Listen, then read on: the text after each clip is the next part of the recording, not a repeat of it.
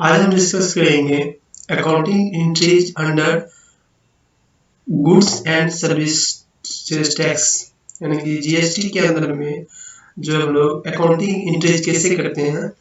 आज हम लोग इससे रिलेटेड कुछ जो बुक में बनाए हुए हैं उस चीज को हम लोग यहाँ पे समझने का प्रयत्न करते हैं। ओके, सेक्शन 4 में दिया हुआ है, जैसे कि आप देख पा रहे हैं यहाँ पे, record necessary journal entries assuming CGST at the rate 5% and SGST at the rate 5% and all transactions are occurred within Delhi। सभी ट्रांजेक्शन कहाँ पे हुए हैं? मेट्रो सिटी जो यहाँ पे दिल्ली में हुए हैं। तो ये दिल्ली में हुए हैं सभी ट्रांजेक्शन। तो सीजीएसटी है 5% और एसजीएसटी है 5%। आपको हम बता दें कि जीएसटी जब भी चार्जेबल होते हैं तो वो इक्वल होते हैं। सीजीएसटी का जो रेट होगा वही आपका एसजीएसटी का रेट होगा। तो टोटल मिला करके यहाँ पे 10% है और 10% में 5% सीजीएसटी का और 5% एसजीएसटी का। और ये दिल्ली का मामला है, यानी कि एक ही राज्य के अंदर का मामला है, ठीक ना। तो ये क्या है, एक ही स्टेट के अंदर है, तो यहाँ पे दोनों चार्जेबल होंगे, सीजीएसटी और एसजीएसटी अलग अलग। Okay, thank you. चलिए तो हम लोग चलते स्टार्ट करते हैं कि गुड्स एंड सर्विस टैक्स के अंदर जो है जनरलिटी कैसे पासिस किए जाते हैं, आज हम लोग उस पे चलते हैं। तो पहला इसमें है कि service bought goods ₹1 lakh on credit, यानी कि क्रेडिट पे उन्होंने 1 लाख का माल खरीदा। सोवित कहाँ से खरीदा ये नहीं दिया हुआ है, ये एक्सप्लेन नहीं किया।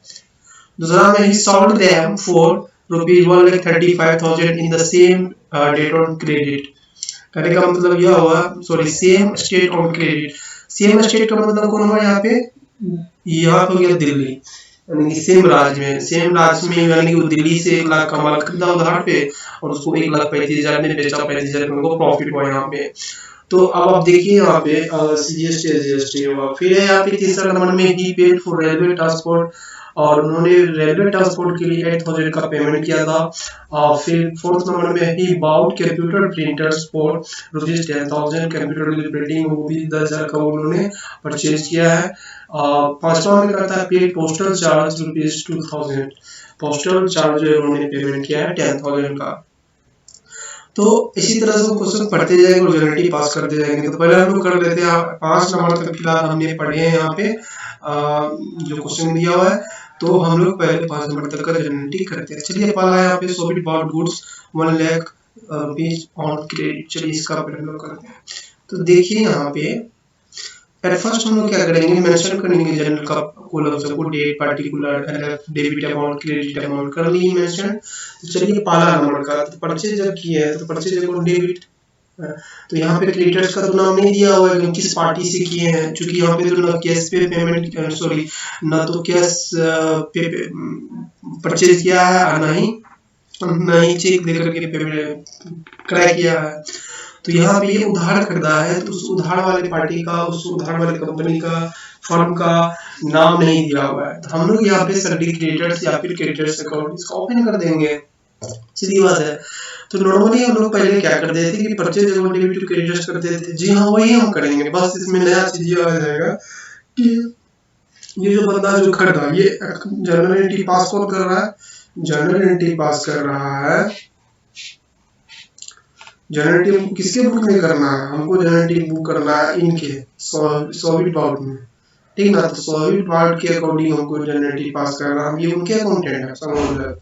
रिकॉर्ड नेसेसरी जनरल एंट्री है जो मिक्स सीजीएसटी इतना all transaction are occurred with Delhi, यानी कि दिल्ली में सोवित और इनके फर्म में हम लोग काम कर रहे हैं, इन्हीं का हम लोग अकाउंटिंग करेंगे। तो इसके हिसाब से इस फर्म ने दिल्ली वाले दूसरे फर्म से इतना का माल खरीदा उधार, तो जीएसटी को पेमेंट करेगा, तो यही करेगा ना, क्योंकि ये खरीदेगा उनसे तो पेमेंट तो इनको करना पड़ेगा, और जीएसटी जो वहाँ पे सेलर है तो वो चार्ज करेगा, इन पे लगाएगा, ठीक ना। तो वो अपना वस्तु पे लगाएगा और इसको तो पेमेंट करना होगा, तो वही बात यहाँ पे है।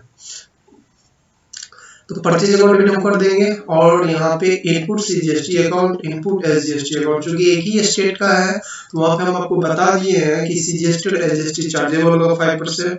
अब परचेज किया है कितना का, 1 लाख का माल, तो 1 लाख का जब माल परचेज किया तो उसका 5% कितना होगा 5,000, और 5% SGST 5000, यानी कि CGST SGST लग गया।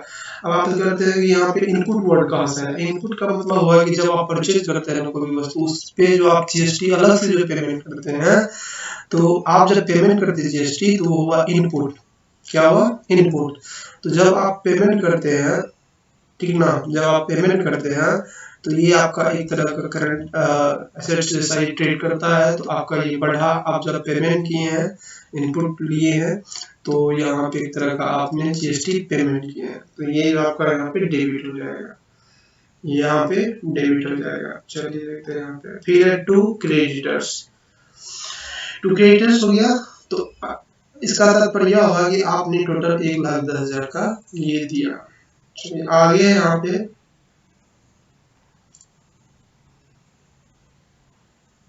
देखिए, आप एक तरह के इसको लायबिलिटी बोल सकते हैं। आपने लायबिलिटी, ये जो CGST है आपका, यहाँ पे CGST जब आपने पेमेंट किया तो आपका जो ये आपका घट गया लायबिलिटी, जो कि जो भी बिजनेस में ट्रांजेक्शन होते हैं, गवर्नमेंट में जो GST लागू किया है, तो GST तो सबको देना होगा जब क्रय विक्रय करेगा। तो ये परचेजर जो है ये अपना जो टैक्स पेमेंट करती है CGST यानी GST जो पेमेंट करती है, तो इसका एक टैक्स लायबिलिटी एक तरह से घट जाती है, तो उसको हम लोग डेबिट करेंगे। आगे यहाँ पे देखते हैं डेटर।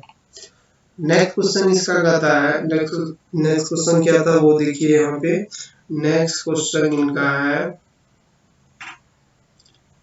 नेक्स्ट क्वेश्चन कहाँ गया, नेक्स्ट क्वेश्चन, हाँ, he sold them इतना for the same rate on credit। इन्होंने 1,35,000 में बेच दिया। तो चलिए, जो क्रय करने वाला हो वो डेटेड है, यानी कि यहाँ पे कैश पे सेलिंग नहीं किया है, ये भी क्या किस पे, क्रेडिट पे सेलिंग किया है। एक तरह का बोरोइंग पे ये क्या है। तो debtor account debit to sales account दे देंगे हम लोग यहाँ पे, क्योंकि डेटेड जो भी वो डेटेड है, डेटेड है वो।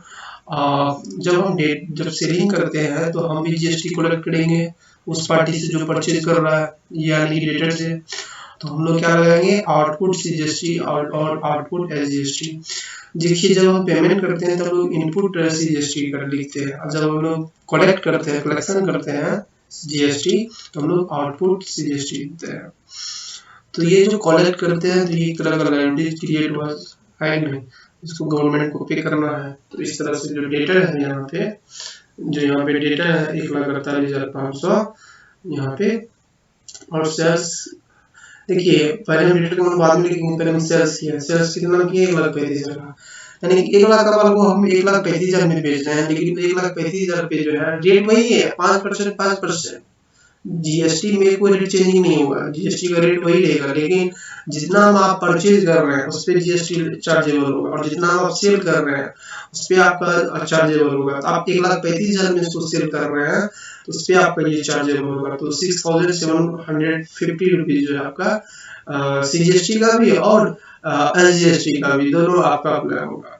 तो यहाँ पे आउटपुट CGST अकाउंट दे देंगे और आउटपुट SGST अकाउंट दे देंगे, तो दोनों सब मिलाकर 1,48,500 होगा। Being the goods sold on credit पे सेल किया गया। ओके, नेक्स्ट इसमें उन्होंने ट्रांसपोर्ट चार्ज आपको एक तरह का एक्सपेंस है, तो यहाँ पे 8,000 टू, इस पे भी एक्सपेंस में आपको जो है 5% देना पड़ेगा, 400 टू बैंक अकाउंट से इन्होंने पेमेंट। उसके बाद कंप्यूटर प्रिंटर उन्होंने परचेज किया 10,000, उस पे भी इन्होंने पेमेंट किया to bank.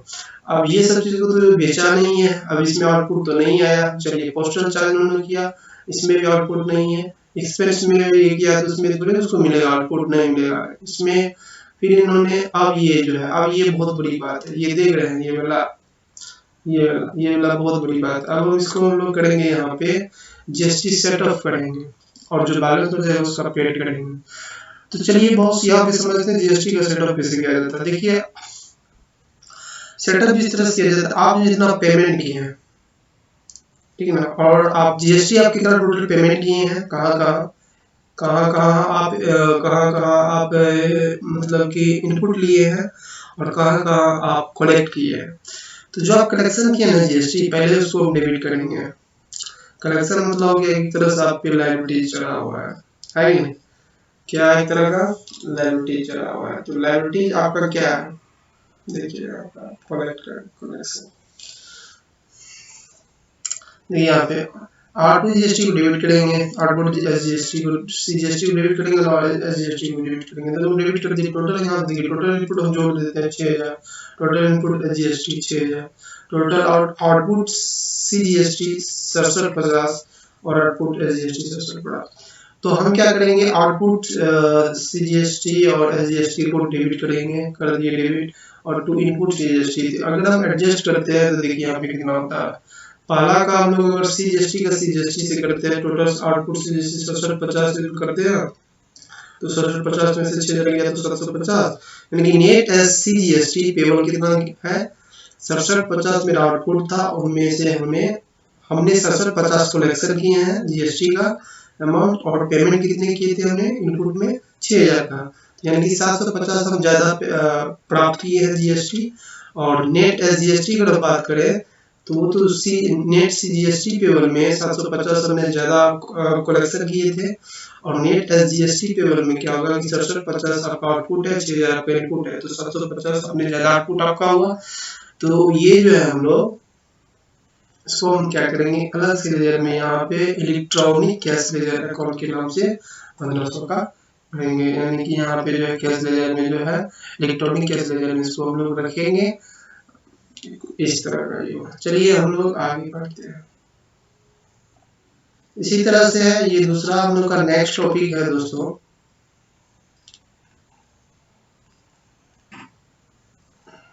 Laser. The ledger The ledger is the principal books of accounting system. It contains different accounts where transactions relating to the accounts are recorded. A ledger is the collections of all the accounts debited or credited in the general purpose and various special journal about which you will learn in chapter 4. देखिए laser क्या होता है, एक तरह का ये principal book कहलाता है ऑफ अकाउंटिंग सिस्टम का। Principal book of accounting system का एक प्रिंसिपल बुक कहलाता है, जिसको आप याद रखिएगा। अगर इसके हम ये क्या करते हैं, एक सेपरेट पेज और सेपरेट कार्ड की जगह पे इसको क्या करता है, जनरल एंट्री में जितने भी अकाउंट्स हैं उसको एक सेपरेट जगह पे लाता है, ठीक ना। और सेपरेट सीट मेंटेन करता है ये, जैसे कि लूज लीफ बिंडर का, मतलब कि आसानी से हमको ये लेजर जो हमको बता देता है। यूटिलिटी किसको कहते हैं, utility a ledger is very useful and of is of utmost important in the organization। Organisation के लिए जो यहाँ पे लेजर बहुत ही इंपॉर्टेंट होते हैं। The net result of the transactions in respect of the particulars account of on a given date can be ascertained only from the ledger। For example, management on a particular date want to know the amount due from a certain customer or amount the firm has to pay a particular supplier। कहने का मतलब अगर particularly हम कोई चीज को जानते हैं, जैसे कैश कितना है, क्रेडिटर्स का अमाउंट कितना है, और वहाँ पे सन्ड्री डेटर का अमाउंट कितना है, या कोई पार्टिकुलर चीज का अगर हमको अमाउंट जानना है तो वहाँ पे हम लेजर ओपन करके लेजर को देख के हम बता सकते हैं। मैंने काफी फास्ट कम समय में। लेकिन जर्नलिटी में क्या होता था, जर्नलिटी में हमको शुरू से ए टू जेड कितना हुआ वो हमको देखना पड़ता था। लेजर में क्या होता है कि डेट बाय डेट मेंशन किया रहता है और हमको फाइनली अमाउंट पता रहता है कि कितना का ये, इसलिए वीडियो, ठीक ना। तो इस तरह से जो दिया जाता है तो हम यानी कि मैनेजमेंट करने में काफी हेल्पफुल होते हैं किसी भी तरह का ऑर्गेनाइजेशन को। अगर हम बात करें यहाँ पे such informations can be found only in the ledgers। Such information is very difficult to ascertain from the journal because the transactions are recorded in the chronological order and the default classifications for the easy posting and locations। Accounts are opened in the ledger in the some definite orders। For example, they may be opened in the same order to they appear in the profit and loss account and the balance sheet। हाँ, तो यहाँ पे क्या होता है कि classification उसको किया जाता था जनरल एंट्री में, उसको हम क्या करते हैं लेजर में क्रोनोलॉजिकल ऑर्डर के माध्यम से डेट बाय डेट के हिसाब से। क्रोनोलॉजिकल ऑर्डर का मतलब हो गया कि डेट बाय डेट, जैसे 1 तारीख 2 तारीख 3 तारीख, इस तरह से क्रमवार। ऐसा नहीं कि 1 तारीख से डायरेक्ट हम चले 19 तारीख और बीच वाला कहाँ गया पता नहीं, उल्टा पुल्टा करके ऐसा नहीं, मतलब कि डेट बाय डेट वाइज 1 तारीख का 2 तारीख का 3 तारीख का 4 तारीख का, कुछ इस तरह का। तो इस तरह से क्या होता है कि ये ऑर्गेनाइजेशन के लिए बहुत ही इंपॉर्टेंट होते हैं लेजर बनाने में। जैसे कि यहाँ पे नेम ऑफ द अकाउंट, आप लेजर का यहाँ पे फॉर्मेट देख पा रहे हैं, ये तो जनरल एंट्री है। देखिए यहाँ पे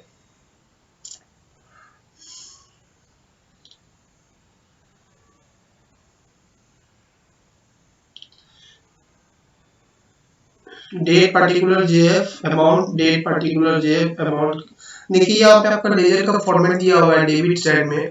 यहाँ पे डेबिट साइड एक डेट पर्टिकुलर जेएफ अमाउंट और क्रेडिट साइड का भी है डेट पर्टिकुलर जेएफ अमाउंट। तो यहाँ पे journal for your name of the account, यहाँ पे आपका लेजर का फॉर्मेट दिया हुआ आप देख पा रहे हैं, एक डेबिट साइड का और एक क्रेडिट साइड का नेम ऑफ द अकाउंट में देखिए, ठीक है। ये है आपका फॉर्मेट ऑफ लेजर।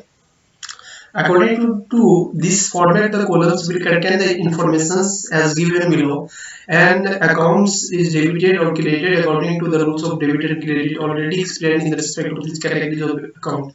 कहने का तो आप title of account, title of the accounts की अगर हम बात करें यहाँ पे, हाँ टाइटल ऑफ अकाउंट्स की अगर हम बात करें, The name of the term is written at the top of the format as the title of account. इस अकाउंट का नाम रखेंगे, जैसे मान लीजिए हम सन्नी क्रिएटर्स का बनाते हैं, सन्नी क्रिएटर्स, यहाँ पे टाइटल लिखेंगे उनका नाम, यानी कि ये पता चलेगा ये लेजर किस चीज का है, तो ये सन्नी क्रिएटर्स का लेजर है। ओके, तो चलिए इसी तरह देखते हैं। फिर इसमें क्या होता है कि the title of the account in of the suffix account, और इसके लास्ट में क्या होता है, अकाउंट लिखा जाता है सफिक्स के रूप में।